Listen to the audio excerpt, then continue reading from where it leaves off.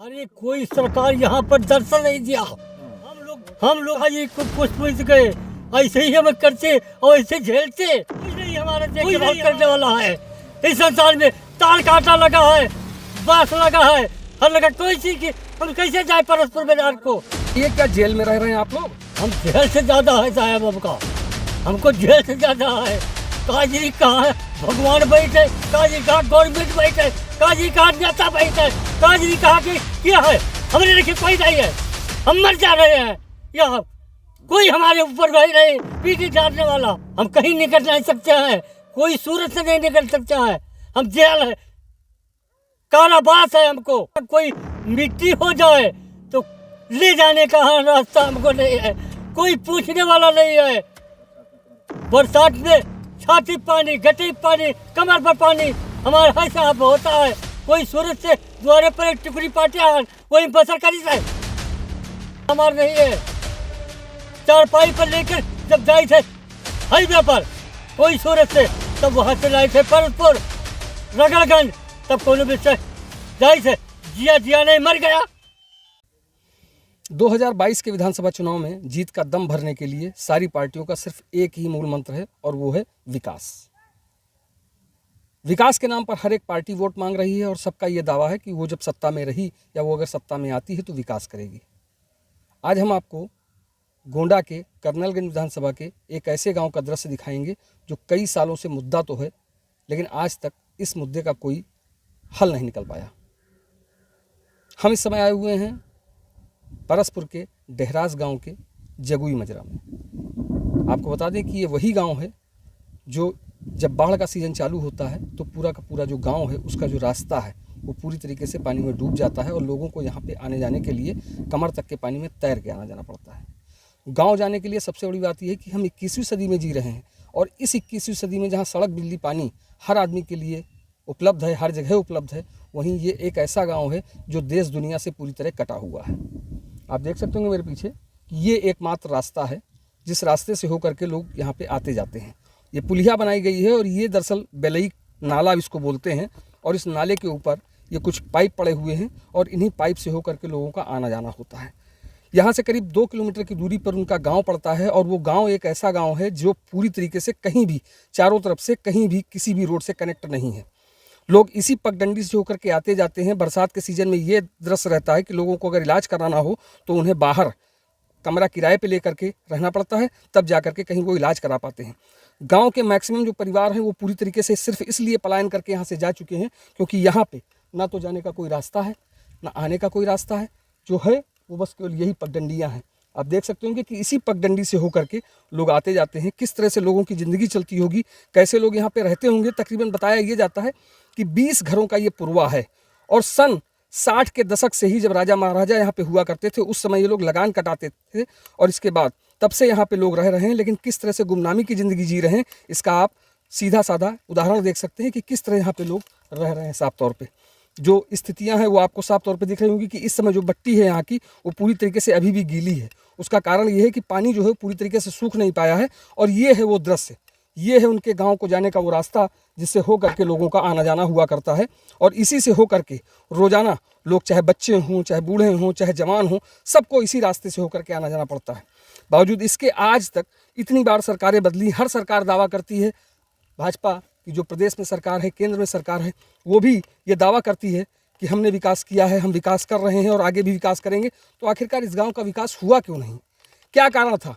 जबकि हर बार, हर सीज़न में, हर बरसात के सीज़न में यहाँ का मुद्दा लोगों की जुबान पे रहता है, लेकिन आज तक आप देखिए ये है गांव जाने का रास्ता।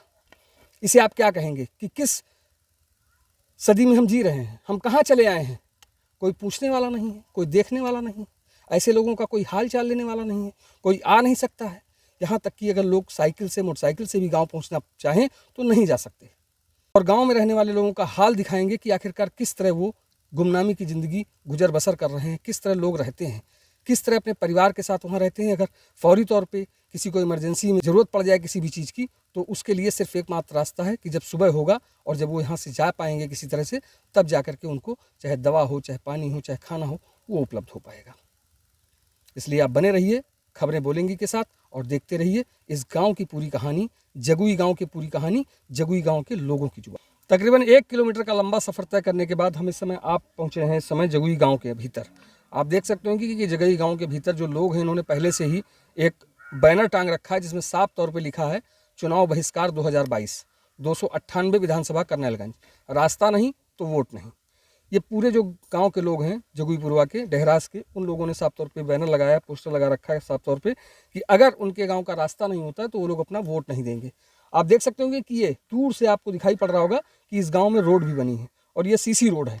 बताया ये जाता है कि जब 2002 से 2007 तक यहाँ पर बसपा की सरकार रही तो अंबेडकर समग्र गांव के तहत इस गांव का विकास किया गया, डेवलपमेंट किया गया, लेकिन अधिकारियों की जो सबसे बड़ी गलती निकल करके सामने आई कि उस समय किसी भी अधिकारी ने इस गांव को मेन रोड से कनेक्ट करने की कोई योजना तैयार नहीं की। उसका नतीजा है कि ये गांव पूरी तरीके से उपेक्षित है। गांव में लाइट भी लगी है, लाइट भी उसी समय आई, सड़क और नाली खड़ंजा भी उसी समय बना इस गांव के भीतर, लेकिन इस गांव को इंटरकनेक्ट करने के लिए कोई भी रोड नहीं बनाई गई। ना काली रोड, ना डामर, ना खड़ंजा, ना सीसी, किसी प्रकार का कोई काम इस गांव को रोड की कनेक्टिविटी से जोड़ने के लिए नहीं किया गया। हम बात करते हैं यहाँ के लोगों से कि आखिरकार क्या इनकी समस्याएं हैं, क्यों ये लोग इतने ज़्यादा परेशान हैं और कब से ये इस चीज़ का दंश झेल रहे हैं। चूँकि कारण ये कि जब भी कोई बीमार होता है या कोई हॉस्पिटलाइज होने की बात आती है तो यहाँ के लोगों को एडमिट होना पड़ता है, चाहे वो बाहर हो, जा करके वहाँ इलाज कराते हैं, वहीं पे कमरा लेकर के रहते हैं। गांव के मैक्सिमम जो युवा वर्ग है वो पूरी तरीके से यहाँ से पलायन करके जा चुका है, बाहर अपना नौकरी करता है, वहीं रहता है। और यहाँ पे जो लोग हैं उनके माँ बाप हैं वो यहाँ रहते हैं, जो छोटे छोटे बच्चे हैं वो यहाँ रहते हैं। ये बताइए आप लोग कब से यहाँ पे रह रहे हैं और क्या स्थिति है इस पूरे गाँव की कि यहाँ पे जो सड़क नाली खड़ंजा है वो तो बना लेकिन गाँव को रास्ता नहीं मिला, क्या बात है? साहब हमारे सबके शादी ब्याह हुआ तब से हम सब ऐसे परेशान हैं और सास ससुर रहे वो भी परेशान रहे। हाँ हमारे यहाँ सब कोई तंग है इसे।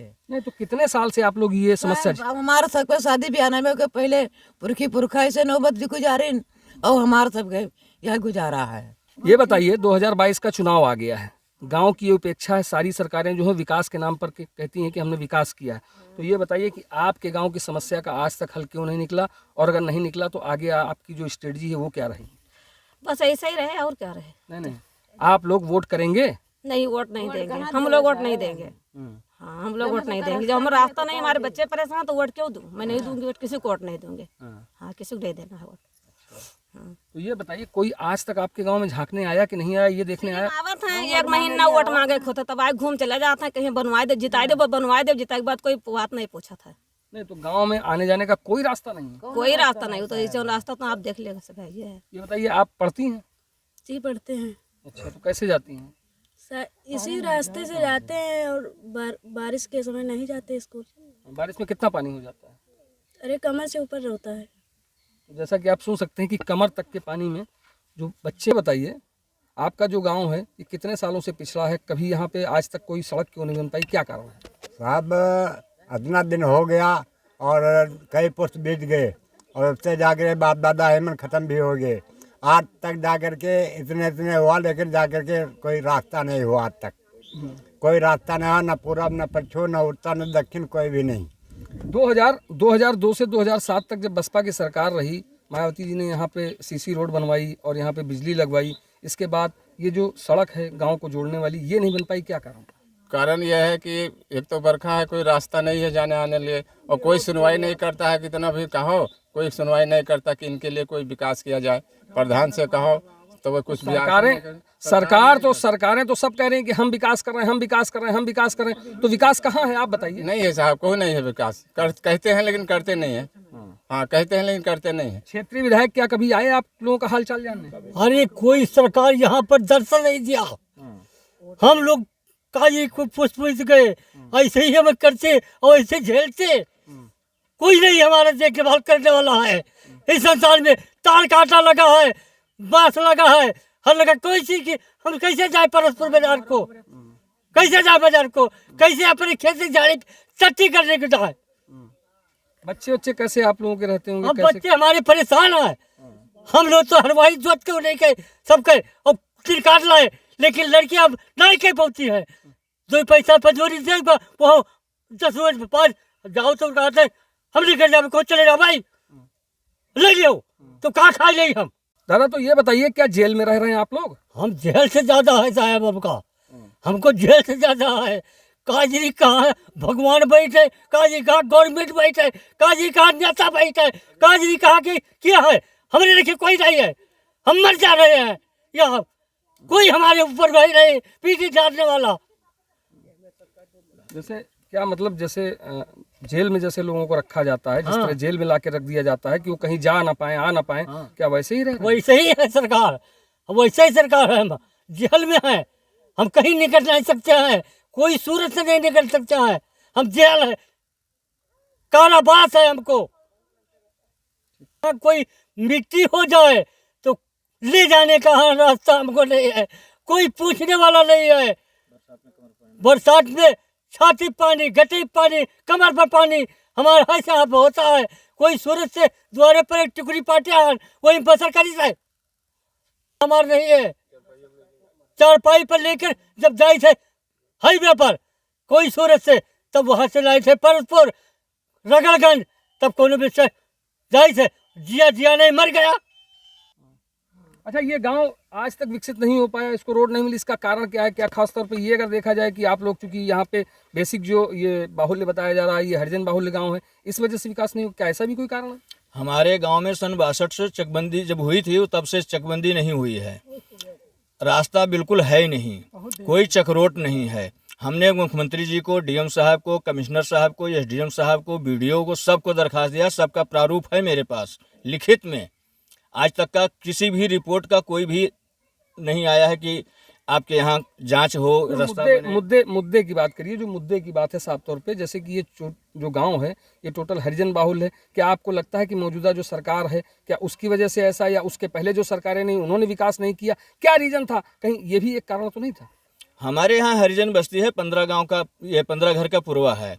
जो विधायक आते हैं वोट मांगने, किसी की भी सरकार हो, सपा बसपा कमल का भाजपा का किसी का भी हो, यहाँ कोई विधायक नहीं आता है, सिर्फ प्रधान लोग आते हैं वोट मांगने। विधायक आएंगे कैसे जब कोई रास्ते नहीं, तो आएंगे कहाँ? तो ये तो उनको देखना चाहिए कि इस गांव में हमें वोट मांगने जाना है तो रास्ता बनवाएं, कोई नहीं बनवाता है। हम लोग जैसे कि तैसे परेशान हैं जब से पैदा हुए तब से। पिछली बार भी आप लोगों ने ऐसा ही बैनर लगाया होगा, हो सकता है।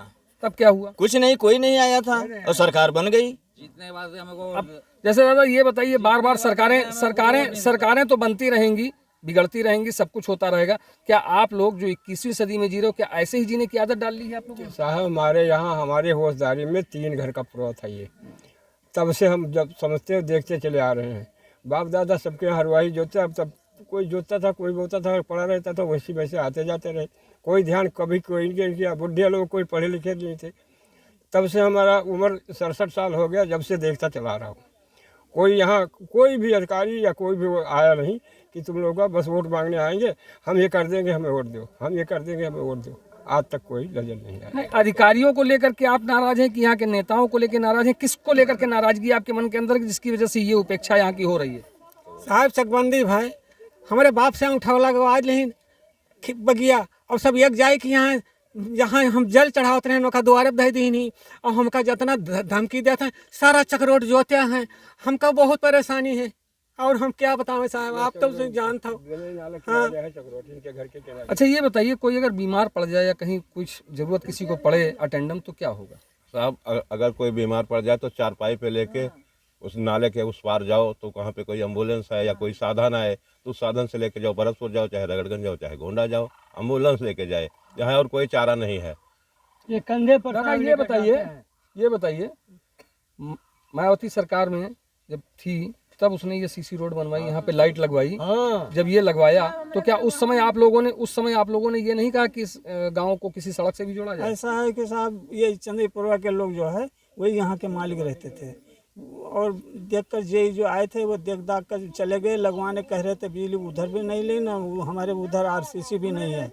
यहाँ के थोड़ा बहुत जो काम हुआ तो उन्हीं लोगों के कहने से सारा कुछ होता है। बाहर से जो लोग आएंगे उन्हीं लोगों से बात करके वैसे चले जाएंगे, यहाँ तक कोई आएगा नहीं।